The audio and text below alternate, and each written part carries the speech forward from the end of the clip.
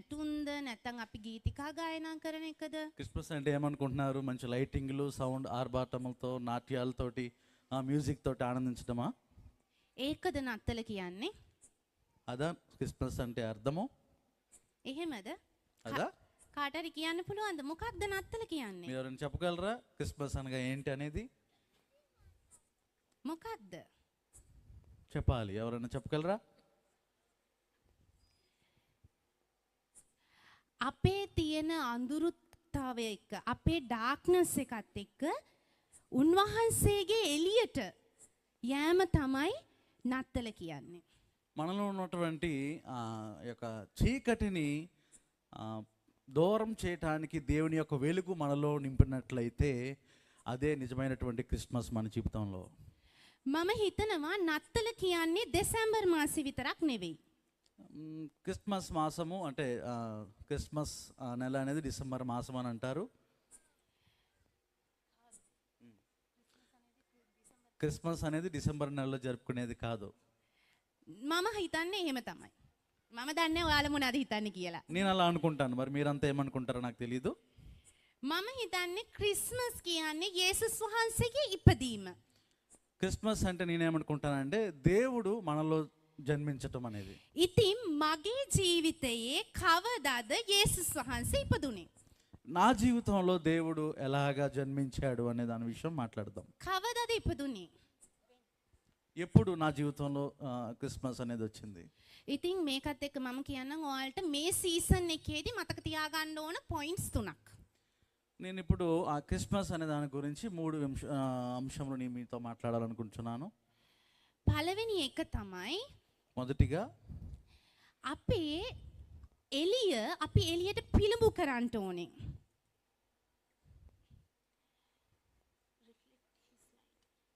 మన యొక్క జీవితంలో దేవుని గురించి మనం అంటే రిఫ్లెక్షన్, దేవుని యొక్క కాంతిని మనం రిఫ్లెక్షన్ చేయాలి. The first one, reflect his light. దేవుని యొక్క కాంతిని మనం అనేకులకు పంచాలి. මම කියන්න කැමති LAF Loving Action Fellowship මෙයාලා ටීම් එකක් විදිහට අපේ ලංකාවට ආව, අපේ තාත්තා ගාවට ඇවිල්ලා ටීම් එකක් විදිහට මෙයාලා ගොඩක් කාරණාවන් කරා, එයාලගේ సాక్షిන් ප්‍රකාශ කළා. లవ్ ఇన్ యాక్షన్ ఫెలోషిప్ సహవాసం నుంచి మా శ్రీలంక దేశానికి ఒక టీమ్గా మా యొక్క ప్రదేశానికి వచ్చారు. అక్కడ మా నాన్నగారు వాళ్ళకి పరిచయం అయ్యారు. ඉතින් මෙයාලා ටීම් එකක් විදිහට ඇද්දී අපේ සභාවේ ඉන්න හැමෝම බලනවා මෙයාලගේ හැසිරීම, මෙයාලා කතා කරන විදිය, මෙයාලා අඳින පළිඳන විදිය, මෙයාලගේ సాక్షిය. వారు మన దగ్గరికి వచ్చినప్పుడు వారి యొక్క జీవితాలు ఎలాగున్నాయి అనేది మేము అందరం గమనిస్తూ ఉంటాం కదా. వారి యొక్క ప్రవర్తన, వారి యొక్క చేసేటువంటి వారి యొక్క సాక్ష్యాలు మేము చాలా ఆశ్చర్యకరంగా ఉన్నాయి.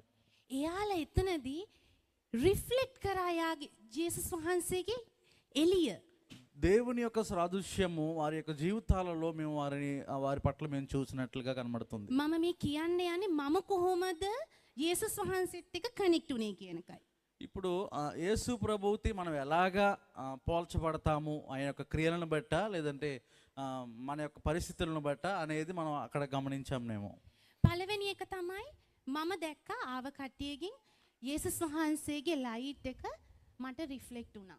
నేను మొదటిసారిగా వాళ్ళందరినీ చూసినప్పుడు యేసు ప్రభు యొక్క లక్షణాలు వీరిలో ఉన్నాయి అనేటువంటి దాన్ని గమనించాను. අපි සාමාන්‍යයෙන් කොහොමද ඉන්නේ? පාපයෙන්, බයෙන්, මේ හැම දෙයකින්ම ඉන්නවා. අපි සාමාන්‍ය මිනිස්සුනේ. එතකොට අපිට තියෙනවා මේ කාරණාවන්. జనరల్గా మానవులైన మనము చాలా పాపంతో కూడినటువంటి వారకంగా ఉంటాము. ඉතින් අපේ තිබෙන මේ අඳුරතාවය, මේ డార్క్నెస్ එක ලයිට් එකක් වෙන්න ඕනේ නම් අපි එන්න ඕනේ යේසුස් වහන්සේ ගාවට. మనలో ఉన్నటువంటి చీకటి పోవాలంటే ఖచ్చితంగా దేవుని యొక్క కాంతి మన జీవితంలో వెలిగించబడాలి. හරි. දෙවෙනි පොයින්ට් එක තමයි రెండవ అంశము రెస్పాండ్ లైక్ షెపర్డ్స్. దేవుని యొక్క బిడ్డలు అంటే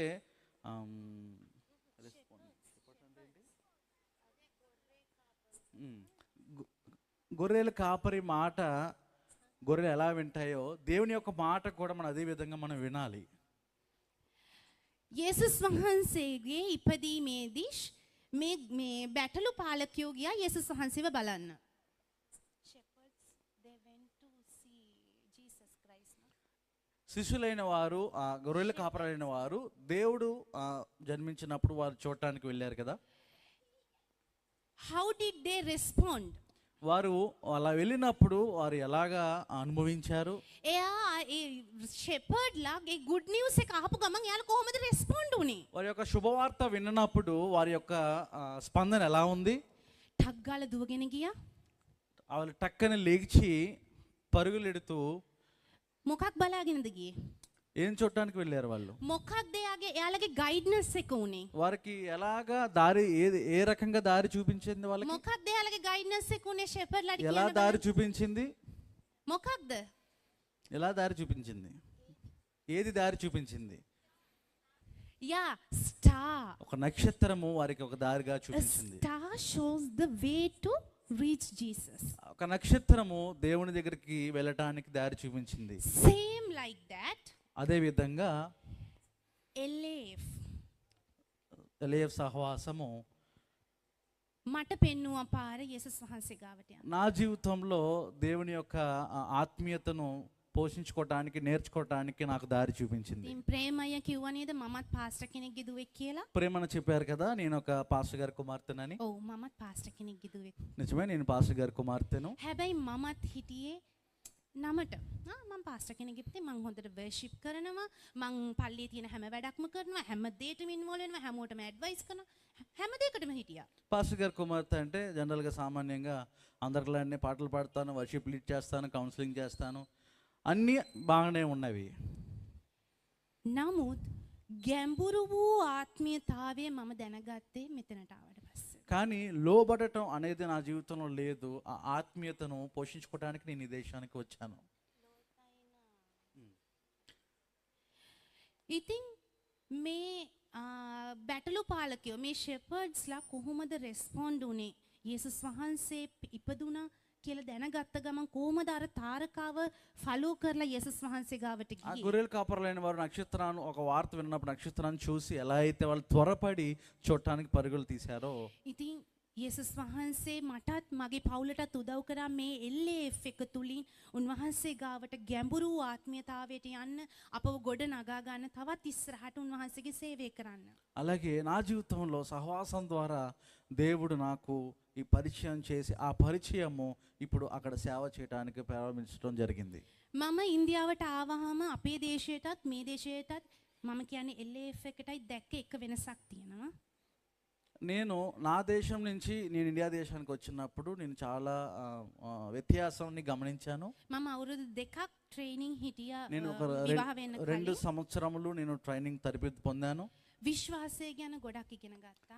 ఎక్కువగా విశ్వాసంలో నేను బ్రతకటం, విశ్వాసాన్ని నేర్చుకున్నాను. යටහත්කම ඉගෙන ගත්තා. లోబడటాన్ని నేర్చుకున్నాను. නිවුස්වීඩ් ඇවිල්ලා තියනවද ඔයාලා? మీ అందరికీ న్యూజివీడ్ పరిచయమే కదా, ඇවිල්ලා තියනවද? అందరికీ తెలుసు కదా న్యూజివీడ్. මාව ගෙනල්ලා දැම්ම නිවුස්වීඩ් වලට. నన్ను అక్కడి నుంచి తీసుకొచ్చి న్యూజివీడ్లో ఉంచారు. මම දන්නේ නෑ කාවවත්.